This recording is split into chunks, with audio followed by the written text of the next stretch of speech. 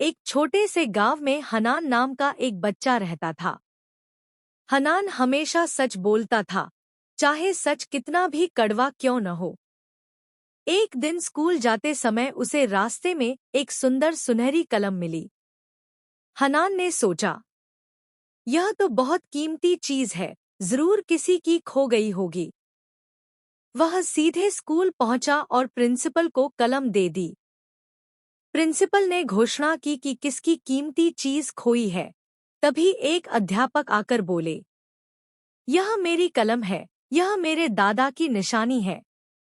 अध्यापक ने हनान को दुआ दी और कहा, बेटा, सच्चाई सबसे बड़ी दौलत है।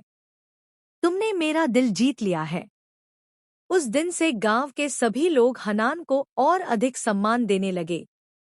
सबक: हमेशा सच बोलना और अमानत वापस करना दिल जीतने का सबसे आसान रास्ता है।